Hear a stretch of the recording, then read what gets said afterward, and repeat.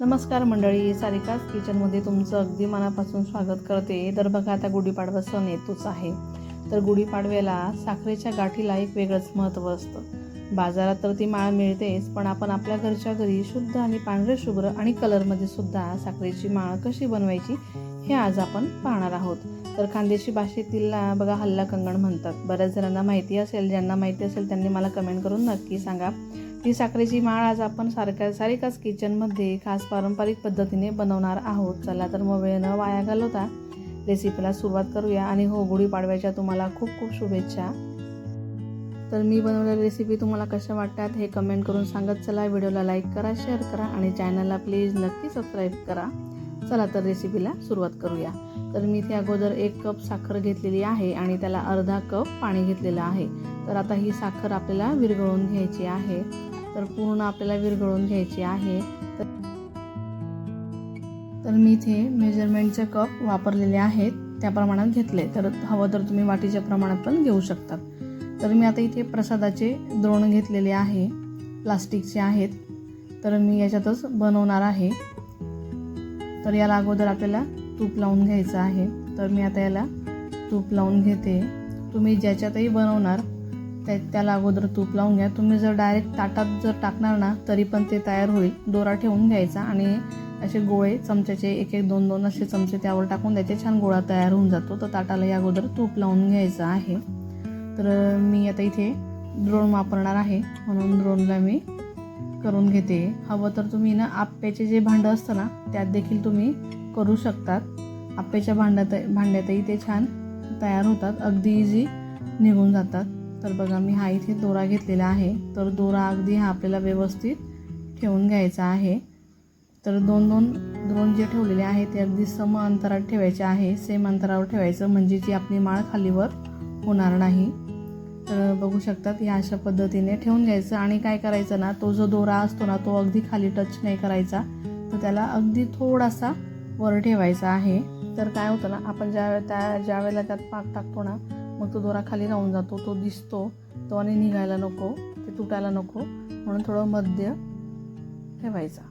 तर आता बघा, साखर पण बऱ्यापैकी आता विरघळून झालेली आहे, थोडाफार घट्ट झालेला आहे.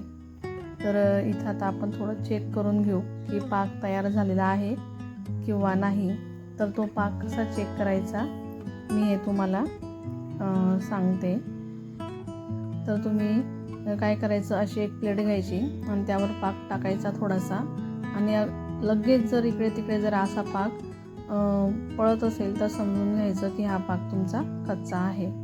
तर पुन्हा त्याला थोडंसं उकळू द्यायचं आहे, घट्ट होऊ द्यायचं आहे. तर पाक शुद्ध करण्यासाठी त्यात तुम्ही दुधाचा वापर करू शकतात. तर मी इथे ना 2 चमचे दूध टाकून घेतलेलं आहे, 2 टेबलस्पून एवढं. तर त्यावरची सगळी मळी निघून जाते. असा काळपट फेस येतो. आता यात तर काही निघालेला नाही आहे, यात काही मळी मला दिसत नाही आहे. तर जी काळी काळी मळी येते लगेच आणि असं काळपट फेस येतो, तर तो आपल्याला काढून घ्यायचा आहे. तर आता हे मी व्यवस्थित मिक्स करून घेतलेलं आहे. तर बघा, या अशा पद्धतीने वरचं काढून घ्यायचं. तर अशा पद्धतीने पाक स्वच्छ करायचा असतो.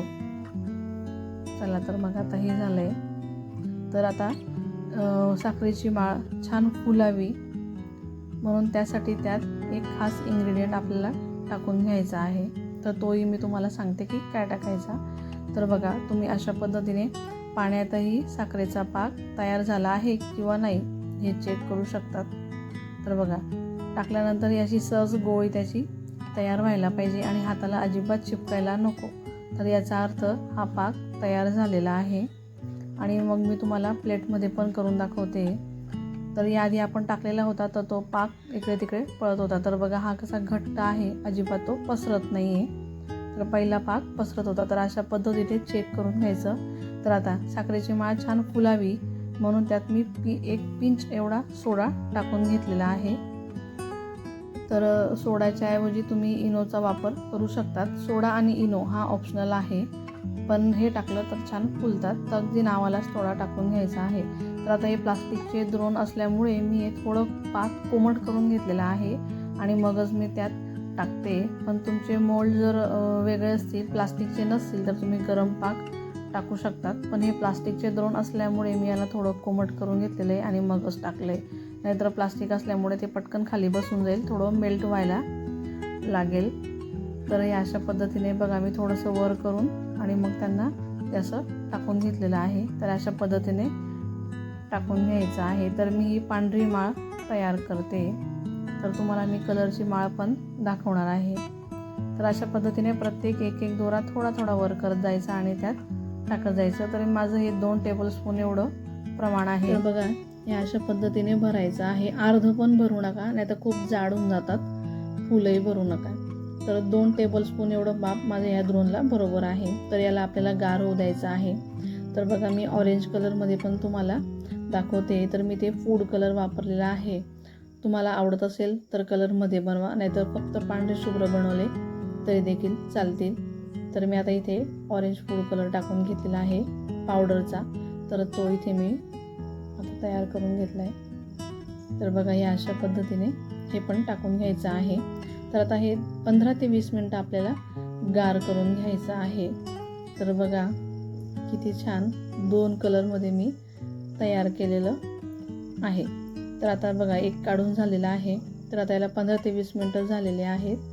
तर मी आता त्यांना तुम्हाला काढून दाखवते. आता ते द्रोण असल्यामुळे कैचीने तर सहज कापले जातील, त्यामुळे ते सहज निघून येतात. तर बघा त्याला उलटे करायचं, प्रेस करून ते निघून जातात. नाहीतर मग या अशा पद्धतीने काढून घ्यायचं आहे, थोडा कट करून. तर बघा किती छान त्याला डिझाईन पण आलेली आहे. तर सगळेच खूप छान निघालेले आहेत. तर दुसरंही मी त्याच पद्धतीने तुम्हाला काढून दाखवते. अगदी सावकाश काढा. तर हे बघा या अशा पद्धतीने निघून जातं. तर बघा किती छान तयार झालेले आहे पांढऱ्या कलरमध्ये आणि ऑरेंज कलरमध्ये. तर तुम्ही सुद्धा ह्या गुढीपाडव्याला अशा पद्धतीने नक्की बनवून बघा, तुम्हाला देखील नक्की आवडतील. बाहेरचं विकत आणण्यापेक्षा सहज घरी झटपट तयार होतात. तर रेसिपी कशी वाटली हे कमेंट करून नक्की सांगा. व्हिडिओला लाईक करा, शेअर करा आणि चॅनलवर नवीन असाल तर चॅनलला देखील नक्की सबस्क्राईब करा. पुन्हा एकदा गुढीपाडव्याच्या तुम्हाला हार्दिक शुभेच्छा.